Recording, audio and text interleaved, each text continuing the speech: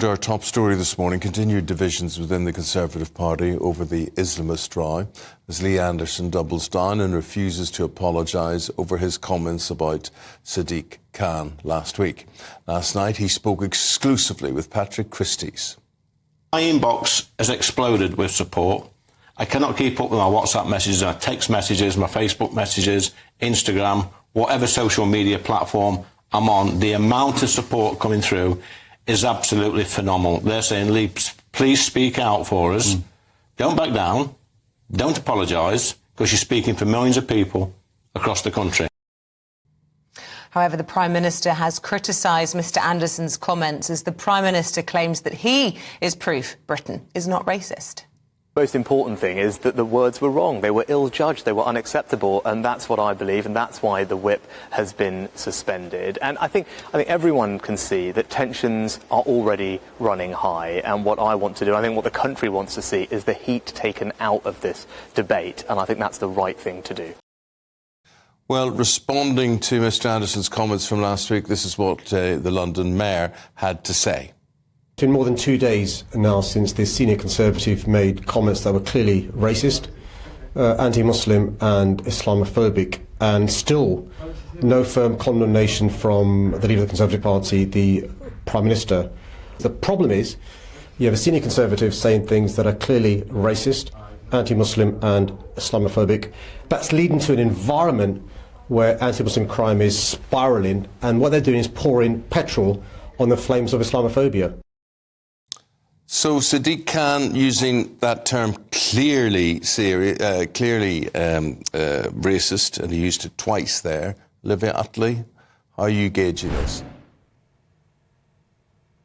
Well, it feels anything but clear this morning, to be honest. Everything is looking pretty murky. On one side of the Conservative Party, you have the Prime Minister, who suspended Lee Anderson from the party, but has fallen short of actually saying that what he said was Islamophobic. He said over and over again that it was unacceptable. He said that the Conservative Party has high standards, so it was right to remove the whip from Lee Anderson, but he doesn't want to use the word Islamophobic. And that's very important indeed, because those in the Labour Party, including Sadiq Khan, say, as you heard just there, that what Lee Anderson said was Islamophobic. So there's a bit of a row going on there, and about what the Conservative definition of Islamophobia actually is.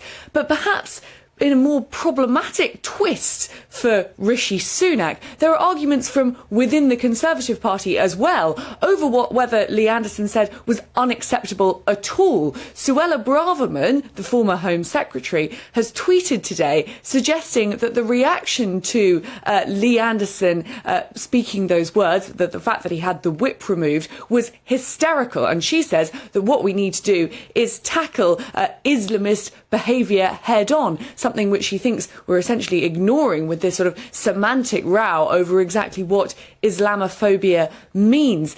It's all getting pretty murky, pretty difficult, and it feels as though Rishi Sunak is going to be feeling the full force of this. Meanwhile, of course, we've got Lee Anderson not backing down at all. He said that what he said absolutely was not racist. Let's have a listen. My comments weren't racist. These things aren't illegal. It's not illegal to criticise a religion at all in this country. And of course, there is Reform just waiting in the sidelines. Reform UK are challenging the Conservative Party from the right, and this is gold dust to them. Any row over something like this is fuel to their fire. Richard Tice, the leader of Reform, has said that he would like to see Lee Anderson join. Well, for the moment, Anderson is saying he won't. But it might be a bit more complicated than that. Let's have a listen.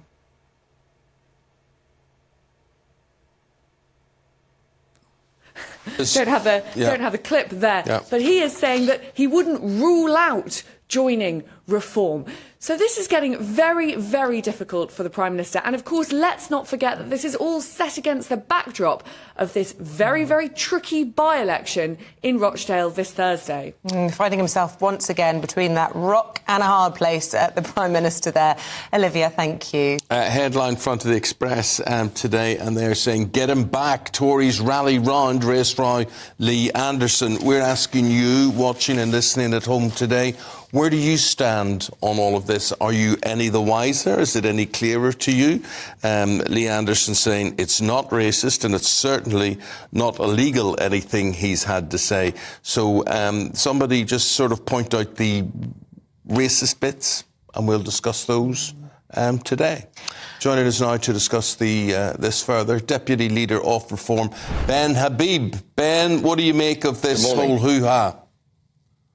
Well, I think it's a shame that the hoo-ha has developed the way it's developed, because what's happened here, Eamon, is that we've got distracted from the real debate, the real issue, which Lee mentioned in his interview with Patrick last night, and that is that Sadiq Khan and the Met have lost control of the streets of London. And instead of discussing the root causes of why we've got demonstrations on London, what the underlying issues are, why we've lost control of the streets of London, we're now caught in the weeds of a debate over what Islamophobia is. Indeed, I'd like to, if we're going to have a debate on semantics, I'd like to widen that to include the word Islamist.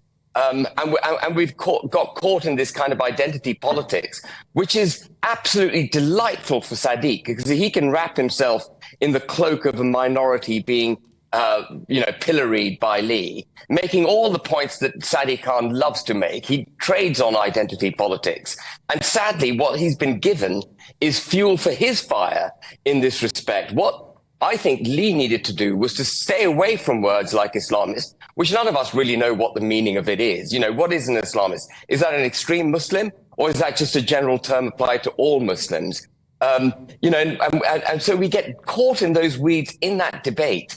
What Lee really needed to say was that Sadiq Khan trades on identity politics. He hasn't clamped down on these marches in London, that hate speech has taken place in these marches. It should have been controlled. And the other issue that I think sadly has been lost in this debate, which is critical and central, and for which the Conservative government is squarely responsible, is the propagation of diversity, equality and inclusion, the promotion of progressive ethnic minority rights, ethnic minority religious rights and so on, to the detriment, if necessary, of the majority white people in the United Kingdom.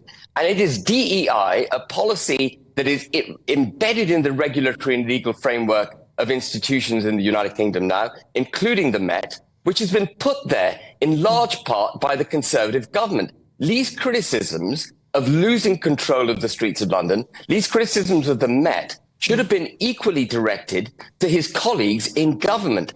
And that's the shame of this, really, is that we're getting completely distracted down a cul-de-sac of identity politics, which is where Sadiq Khan is completely at home, and we're not hitting the real issues. Yeah, the shame of it, but I mean, you could say that that is Lee Anderson's fault, that everybody is now having this debate, and we will be talking a great deal about policing and the issues around it, because there is a big report out today.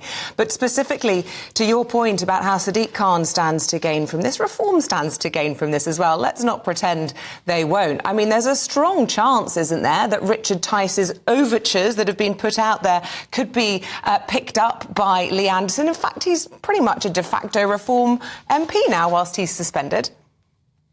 Well, let me just be clear on one thing. Reform UK is not seeking to recruit any Conservative MPs. Any Conservative MP wishing to join Reform needs to, interview in the same way as anyone else would. There was a time a couple of years ago when I used to hold out the hope that Conservative MPs may discover their conservatism and either leave the Conservative Party, which effectively has become so Liberal Democrat, it's hard to distinguish themselves from the Liberal Democrats and indeed the Labour Party. And I had hoped that there would be a body of Conservatives who would be prepared to leave the Conservative Party and set up their own Conservative Party, a genuinely small C Conservative Party. But I've given up on that. Every Conservative MP who sits in the Conservative Party is part of the problems that have been created for the United Kingdom. We sit on the precipice of economic disaster, social, cultural, political, and indeed constitutional disaster as a result of this Conservative government. Anyone sitting on the Conservative benches is part of that problem. And if they wish to join Reform UK, we would need to have a proper discussion with them about why it is they didn't leave the Conservative Party earlier, what their genuine beliefs are ideologically, and whether or not those beliefs sit with those of Reform UK.